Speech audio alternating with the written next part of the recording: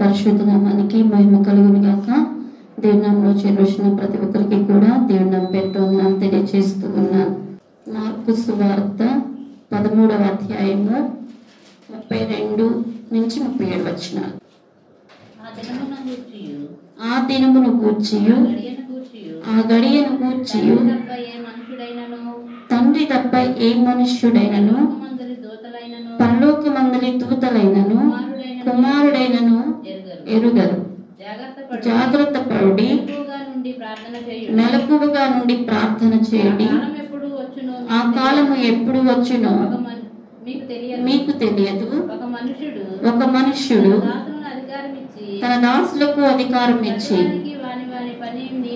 ప్రతివానికి వాని వాని పని నియమించి మెలకువగా ఉండుమని ద్వారపాలకునికి ఆజ్ఞాపించి ఇల్లు విడిచి దేశాంతరము పోయినట్టే ఆ కాలము ఉండును.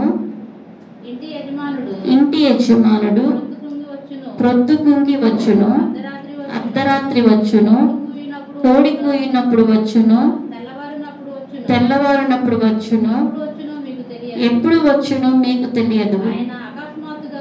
ఆయన అకస్మాత్తుగా వచ్చి మీరు నిద్రపోవచ్చుండుట చూచునేమో కనుక మీరు మెలకువగా నుండి.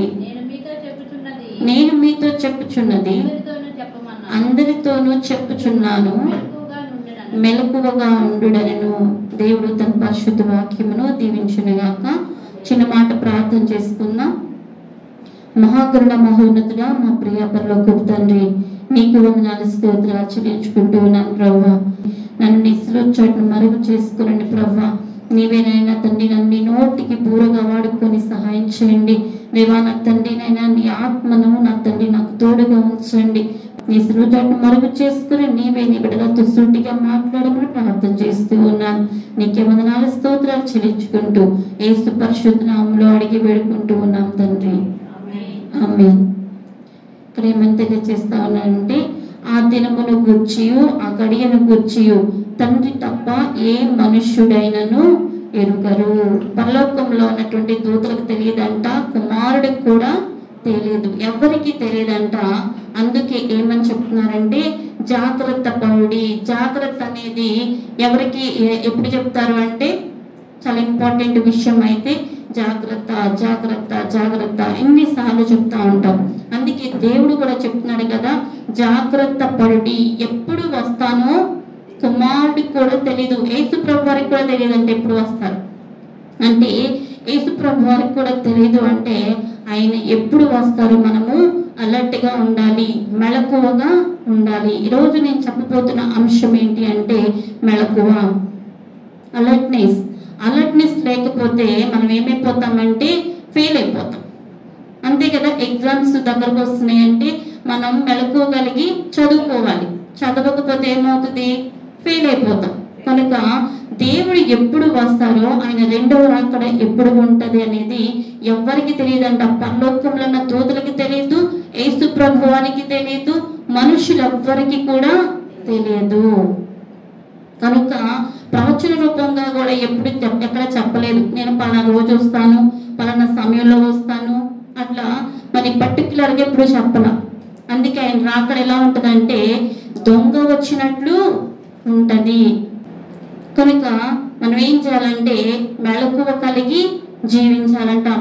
జాగ్రత్త పడాలి. రెండవది మెలకువగా ఉండాలి. మూడవది ప్రార్థన చేయాలి. విశ్వాసి అంటే విశ్వాసంతో ఎదురు చూడాలి. అవిశ్వాసంతో మనం ఉన్నామంటే మనలో ఏం పని చేస్తుందంటే అపవాది పనిచేస్తూ ఉంటది. మనలో విశ్వాసి అనటానికి కారణం మనలో విశ్వాసపు లక్షణాలు కనిపించాలి. ఆ లక్షణాలు కనిపించకపోతే మనం ఏ మాత్రం కూడా విశ్వాసులము, దేవుని కుమారులు కుమార్తెలు అని అనిపించుకోలేము. అటువంటి టైటిల్ పొందుకోవాలంటే మనలో మొదటిగా ఉండాల్సింది విశ్వాసము, రెండవది జాగ్రత్త, మూడవది మెలకువ, 4 ప్రార్థన. ఈ 4 ప్రతి విశ్వాసికి ఉండాల్సిందే. అందుకే యేసుప్రభు ఏం చెప్తున్నారంటే ఆ కాలం ఎప్పుడు వస్తుందో నాకు తెలియదు, మీకు తెలియదు. అందుకే ఎట్లా వస్తుందంట, ఒక మనుష్యుడు తన దాసులకు అధికారం ఇచ్చి ప్రతి వానికి వాని క్రియల చొప్పున ఏం చేస్తాడంట, పనికి ఇచ్చేసి వెళ్ళిపోయాడంట దేశాంతరం. ఆయన ఎప్పుడు వస్తాడో తెలియదు. యజమాని ఇంటికి ఎప్పుడైనా రావచ్చు. పలానప్పుడే వస్తానని చెప్పి పలానికి చెప్పి వెళ్ళాల్సిన అవసరం లేదు. కనుక మనం ఏం చేయాలంటే యజమాని ఇంటికి ఎప్పుడు వస్తారో తెలియదు కనుక పనివారు ఎలా ఎదురు చూస్తారో అలాగే మనము కూడా దేవుని యొక్క రాకడ కొరకు ఎదురు చూడాలంట. ఏం చెప్తున్నారంటే ప్రభు యొక్క రాకడ, రెండవ రాకడ ఎలా ఉంటదంటే దొంగ వచ్చినట్లుగా ఉంటదంట. నోవాహు దినముల వలె ఉంటది అని బైబిల్లో తెలియజేస్తా ఉంది. నోవాహు దినముల వల్ల అంటే ఏంటి చూద్దాం. చూడండి మత్తయి సువార్త 24వ అధ్యాయము, మత్తయి సువార్త 24వ అధ్యాయము 36 నుంచి 39 వచనాలు. అయితే ఆ దినమును గూర్చి ఆ గడియను గూర్చి తండ్రి మాత్రమే ఎరుగును, కానీ ఏ మనుష్యుడైనను పరలోకమందలి దూతలైనను కుమారుడైనను ఎరుగరు. నోవహు దినములు ఎలాగుండెనో మనుష్య కుమారుని రాకడయును అలాగే ఉండును. జలప్రళయమునకు ముందటి దినములలో నోవహు ఓడలోనికి వెళ్ళిన దినము వరకు వారు తినుచు త్రాగుచు పెండ్లి చేసుకొనుచు పెండ్లికిచ్చుచు నుండి జలప్రళయము వచ్చి అందరినీ కొట్టుకుని పోవు వరకు ఎరుగకపోయిరి. యేసు ప్రభువు వారు నోవహు కాలంలోని ప్రజల యొక్క అజ్ఞానం గురించి ఇక్కడ మాట్లాడుతున్నారు. నోవహు ఎన్నో సంవత్సరాలు ఎన్నో మార్లు కూడా మరి సువార్త చెప్తానే ఉన్నారు. మరి ఇలా మీ మీదకి శిక్ష రాబోతుంది, ఇలా జరుగుతుంది, దేవుని యొక్క ఉగ్రత మన మీదకి రాబోతుంది, మనం జాగ్రత్తగా ఉండాలని ఎన్నో మార్లు చెప్తానే ఉన్నాడు. కానీ అక్కడ ఉన్న వారందరూ విన్నారా? వినలేదు. ఏం చేశారంటే పెడచెవిన పెట్టారు. నిజంగా వస్తాడా ఏంట్లే, నిజంగా శిక్షిస్తాడా ఏంట్లే, ఇదంతా నిజంగా జరుగుతుందా, నిజమేనా? అవిశ్వాసం. అందుకే ఎవ్వరు నమ్మలేదంట. అందుకే ఆ దినముల్లో వారికి ఇష్టమైన బ్రతుకు తీరు, అంటే వాళ్ళకి ఇష్టం వచ్చినట్టు, వాళ్ళకి ఏది నచ్చితే అది, వాళ్ళకి లైఫ్ స్టైల్ ఎలా హ్యాపీగా ఉంటే అలా నడవటం అనేది వాళ్ళకి అలవాటైపోయింది. వాళ్ళకి అనుకూలంగా నడిచేవాళ్ళంట. వాళ్ళకి అనుకూలంగా నడుస్తున్నప్పుడు, లోకానికి అనుకూలంగా నడుస్తున్నప్పుడు దేవుడు ఏం చేయాలనుకుంటున్నాడో, దేవుడు ఏం చేయబోతున్నాడో, అసలు వారి గురించి దేవుడు ఏం ఆలోచిస్తున్నాడో వారు ఏమైనా గ్రహించగలుగుతారా? ఏమాత్రం కూడా గ్రహించలేరు. ఎందుకంటే వాళ్ళ హృదయం అంతా ఏముంది? ఎంజాయ్ చేయాలి, తినాలి, త్రాగాలి, తర్వాత లోకంలో ఎంజాయ్ చేయాలి. ఇవి తప్పించి వారికి ఇంకేమీ కనిపించట్లేదు. దేవుని యొక్క ఉగ్రత మా మీదకి వస్తే మేము ఏమైపోతాము, దేవుని యొక్క కోపం మా మీదకి వస్తే ఏమైపోతాము అనే భయము వారిలో లేదు. కానీ దేవుడు వాళ్ళకి ఏమాత్రం కూడా ఆసక్తిగా లేదు దేవుని పట్ల. వారి సుఖమే వారికి ముఖ్యము, వారి కడిపే వారికి దేవుడు. తినటమే ఎక్కువ, తిను త్రాగు, సుఖించు, ఎంజాయ్ చేయి, ఇవి తప్పించి వారికి ఏమి కనిపించట్లేదంట. ఇహలోక ఆనందమే వారికి ఎక్కువగా ఉంది. అయితే దేవుడు కూడా ఏం చేయబోతున్నాడో తెలుసుకోవాలన్న కోరిక వారిలో ఏ మాత్రము కూడా వారికి చిన్న మెత్తు కూడా కనిపించలేదు. కానీ ఇహలోక ఆశలతో నిండి ఉన్న మనం కూడా ఆలోచన చేస్తే దేవుడు మనతో కూడా ఏమీ మాట్లాడలేరు. ఆయన ఉద్దేశాలు మనం కూడా గ్రహించలేము. ఆనాడు నోవహు దినముల్లో ఆ ప్రజలు ఎలా గ్రహించలేదో మనము కూడా గ్రహించలేని పరిస్థితి. కనుక మనం కూడా ఏం చేయాలంట? ఈ లోకంలో జీవించినంత కాలము మన కడుపే మన దేవుడు అనుకోకూడదు. తినాలి, త్రాగాలి, సుఖించాలి, ఈ లోకంలో ఎంజాయ్ చేయాలి అని అనుకోకూడదు. ఒకవేళ అలా అనుకునే వాళ్ళు ఎవరైనా ఉంటే దేవుని యొక్క ఉద్దేశాలు గ్రహించలేరంట. దేవుని వాక్యం తెలియజేస్తోంది. దేవుని మర్మం ఎవరికి బయలుపడుతుందంటే దేవునికి ఇష్టంగా బ్రతికే వారికి, దేవుని చిత్తాన్ని నెరవేర్చే వారికి, దేవుని ఆజ్ఞలను, దేవుని యొక్క ధర్మశాస్త్రాన్ని పాటించే వారికి మాత్రమే ఆయన యొక్క మర్మము, అంటే దేవుని యొక్క రాకడ కానీ ఆయన ఏం చేయబోతున్నారో, ఎలా ఏంటి అనేది వారికి మాత్రమే తెలుస్తుంది. నోవాహు కూడా దేవుడు చెప్తా అన్నారు. నోవాహు కూడా మరి ఇలా జరుగుతుంది, ఇలా చేస్తాను, ఇలా ప్రళయం రప్పిస్తాను అని చెప్తున్నప్పుడు ఒకవేళ నోవాహు కూడా నమ్మకపోతే నోవాహు కుటుంబం కూడా రక్షించబడి ఉండేది కాదు. నోవాహు కుటుంబము మాత్రమే రక్షించబడింది అంటే నోవాహు దేవుని యందు విశ్వాసం ఉంచాడు, నోవాహు దేవుని మాటను నమ్మాడు, మెలకువ కలిగి ఉన్నాడు. అలర్ట్నెస్ ఆయనలో ఏం కనబడుతుంది? మనం ఏం చూస్తున్నాం? మెలకువ, దేవుని వాక్యం పట్ల మెలకువ, దేవుని యొక్క శ్రద్ధ పట్ల మెలకువ, దేవునిలో నడవటంలో మెలకువ, ఆయనతో సహవాసం చేయటంలో మెలకువ. ఇన్ని మెలకువలు కలిగి ఉన్నాడు కనుకనే దేవుని ముందు నోవాహు ఎలా ఉన్నాడంట? నీతిగా ఎంచబడ్డాడు, నీతిగా ఉన్నాడు, నిందారహితంగా ఉన్నాడంట. దేవుడే సాక్ష్యం ఇస్తున్నాడు. దేవుని దగ్గర నుంచి సాక్ష్యం పొందుకుంటే అది ఎంత గొప్ప ధన్యత. మనుషులిచ్చే సాక్ష్యాలు కొంతసేపు మాత్రమే ఉంటాయి, ఆ తర్వాత వెళ్ళిపోతాయి. కానీ దేవుని దగ్గర మనం సాక్ష్యం పొందుకుంటే, దేవుని యొక్క కొనసాగలో మనం నడుస్తుంటే, దేవుని చిత్తాన్ని పాటిస్తుంటే, దేవుడు మన పట్ల చేసే ప్రణాళికలు, ఆయన కార్యాలు వర్ణించలేము. కనుక దేవుని ముందు కూడా నోవాహు ఎలా ఉన్నాడంట? నీతిగా జీవించాడు.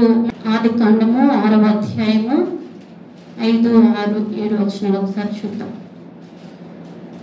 ఆదికాండము 6వ అధ్యాయము. నరుల చెడుతనము భూమి మీద గొప్పదనియు హృదయం యొక్క తలంపులలోని ఊహ అంతయు ఎల్లప్పుడూ కేవలము చెడ్డదనియు యెహోవా చూచి తాను భూమి మీద నరులను చేసినందుకు యెహోవా సంతాపము నుండి తన హృదయములో నొచ్చుకొనెను. అప్పుడు యెహోవా నేను సృజించిన నరులతో కూడా జంతువులను, పురుగులను, ఆకాశ పక్షాదులను భూమి మీద ఉండకుండా తుడిచివేయుదును. ఏలయనగా నేను వారిని సృష్టించినందుకు సంతాపము నొంది ఉన్నానెను. అయితే నోవాహు యెహోవా దృష్టి యందు కృప పొందిన వాడైను. ఎవరు కృప పొందుకున్నారంటే కేవలము నోవాహు మాత్రమే.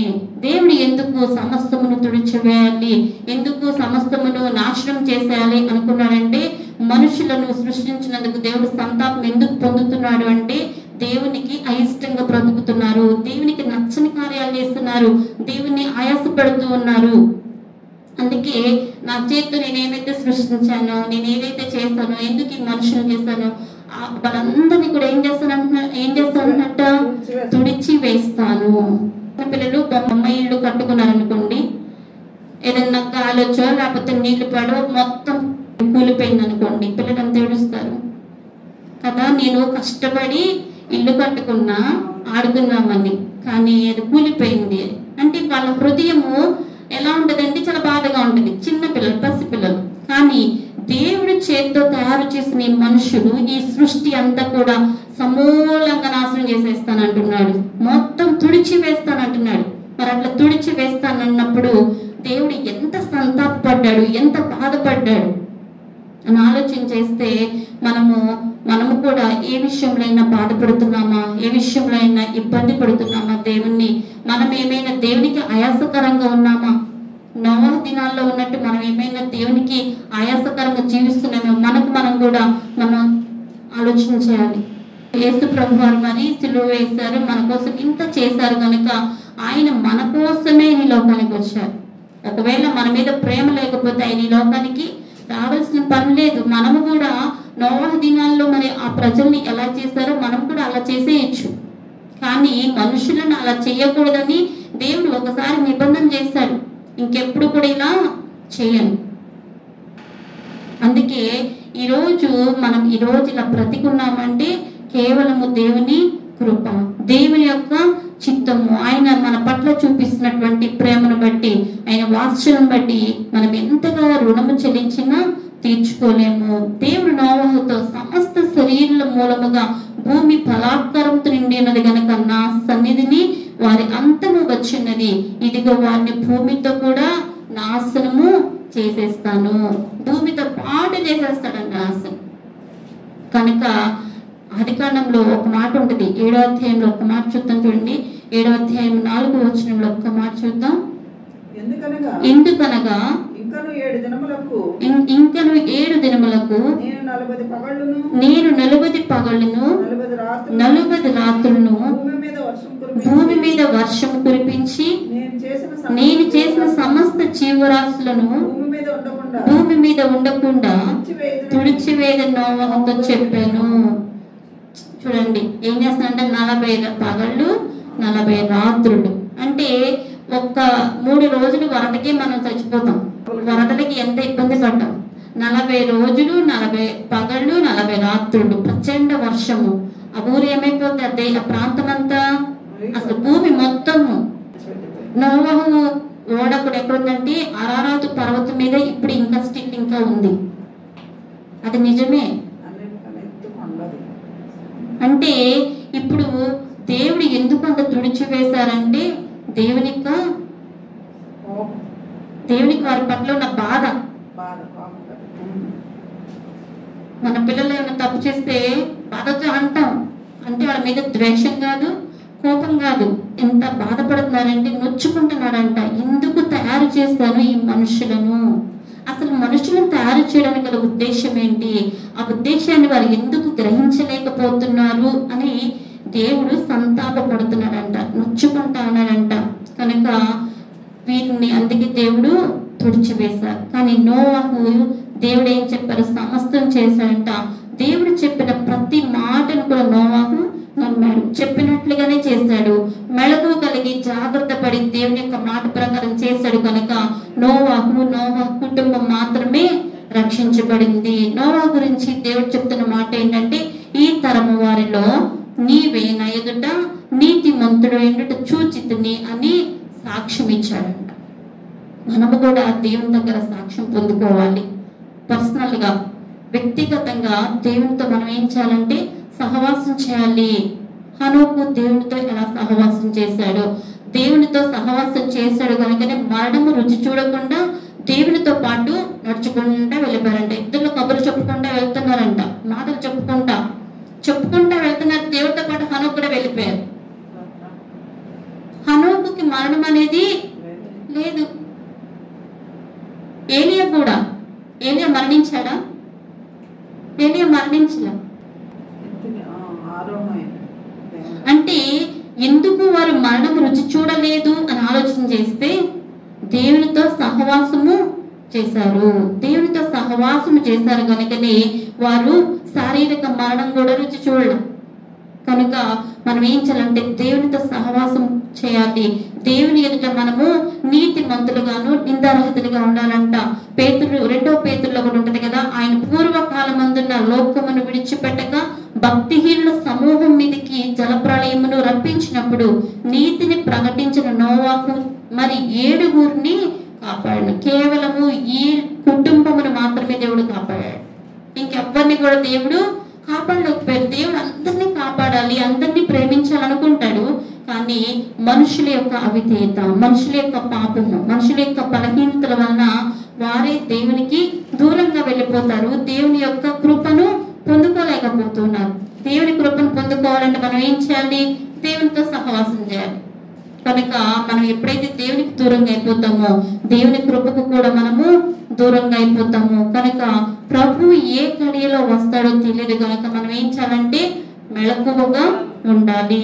దొంగ పలానా రోజు ఇంట్లో దొంగతనం చేయడానికి వస్తాడని ఎవరైనా ఇంటిమేషన్ వచ్చింది అనుకోండి, ఏం చేస్తాం? నిద్రపోతామా? మత్తుగా తినేసి మెళకువగా రోజు పస్తైనా ఉంటాం. ఫాస్టింగ్ ఉండి తింటే నిద్ర వచ్చిద్దేమో అని ఫాస్టింగ్ ఉండి వాడు ఎప్పుడు వస్తాడో, ఎప్పుడు కన్నమీటకు వస్తాడో మనం అన్ని రెడీ హ్యాండెడ్ గా పట్టుకోవాలి, పట్టుకునే వాడికి శిక్షించాలి అనుకుంటాం. మరి ఎందుకంటే దొంగతనం చేయకుండా మనం అడ్డుపడాలి. ఒకవేళ లేకపోతే మనం కొట్టొచ్చు, మనం ఏదైనా చేయొచ్చు, హాని చేయొచ్చు, ఇంట్లో ఉండే దొంగతనం చేయొచ్చు, ఏదైనా చేయొచ్చు. కనుక అవి ఏమి జరగకుండా మనం ఏం చేయాలంటే జాగ్రత్త పడాలి. అందుకే దేవుడు కూడా ఎట్లా వస్తాడంట? దొంగ వచ్చినట్లుగా వస్తాడు. కనుక మనలో మెళకువ లేకపోతే ఈ దొంగను ఎట్లా పట్టుకోలేము? దేవుని యొక్క రాకడలో కూడా మనము కూడా ఎత్తపడలేము. దేవుని యొక్క రాకడ గురించి మనము సిద్ధపాటు లేకపోతే మనం కూడా ఎలా అయిపోతాం? విడిచిపెట్టబడతాం. మనం విడిచిపెట్టబడితే చాలా భయంకరమైన పరిస్థితులు ఎదురు చూడాల్సి వస్తుంది. మనం విడిచిపెట్టబడే వారి సంఖ్యలో ఉండకుండా ఎలా ఉండాలంట?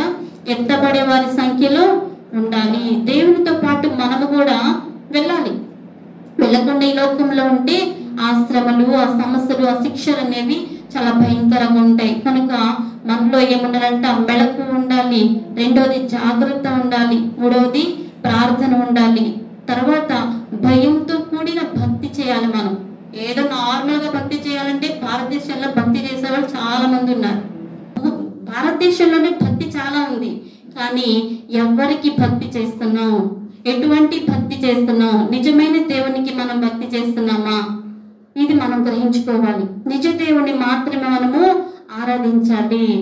ఇటువంటి భయంకరమైన పరిస్థితుల్లో ఉన్న యవనస్తులు దేవుని వైపు లేకపోతే యవనస్తుల్ని కూడా అపవాది ఎంత గ్రాప్ చేస్తుందంటే మాయలో పడేస్తా ఉంది, చాలా చిక్కులు పెట్టేస్తా ఉంది. యవనస్తుల యొక్క ఆత్మను నరకానికి తీసుకువెళ్ళాలి. యవనస్తులు ముందు కావాల్సిన వాడికి యవనస్తులే.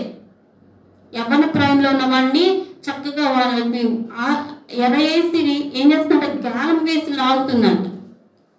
కనుక మనం ఏం చేయాలంటే భయంతో కూడిన భక్తి చేయాలి. భక్తి మనం ఎవరికి చేస్తున్నాము అనేది నిజమైన దేవుడికి భక్తి చేస్తున్నాం కనుక మనము చాలా ధన్యులము. వ్యర్థమైన దేవతలకు, వ్యర్థమైన లోక దేవతలకు మనం చేయట్లేదు, కానీ ఈ సర్వాన్ని సృష్టించినటువంటి సర్వ సృష్టికర్త అయినటువంటి నిజమైనటువంటి లోక రక్షకుడిని మాత్రమే మనము ఆరాధిస్తున్నాము. అందును బట్టి మనం అందరము ధన్యులుగా ఎంచబడుతూ ఉన్నాం. దేవుని కలుగున్న మనమందరం కూడా ఎలా ఉన్నామంట? ధన్యులము. కనుక మన యొక్క సాక్షి జీవితం మనకి చాలా అవసరం. తర్వాత ఈ పాయింట్స్ అన్ని మనలో ఉన్నాయా లేదా అనేది చూడాలి. మెలకువ, జాగ్రత్త, ప్రార్థన, భయంతో కూడిన భక్తి, సాక్ష్య జీవితం. ఈ 5 పాయింట్స్ ప్రతి క్రైస్తవుడికి అవసరం. కనుక మనలో ఏముండాలంట? మెలకువ. మెలకువ లేకపోతే ఏమవుతుంది? 10 మంది కన్నికలు ఉన్నారు. ఆ 10 మంది కన్నికలు ఎంతమంది ఉన్నారు? 5గురే. 5గురు ఎత్తపడ్డారు, 5గురు విడవబడ్డారు. ఎందుకు అంటే వారిలో సిద్ధపాటు లేదు. మనలో కూడా సిద్ధపాటు ఉండాలంట. సిద్ధపాటు లేకపోతే దొంగ ఎప్పుడు వస్తాడో తెలియదు. కనుక మనం ఎలా ఉంటామంట?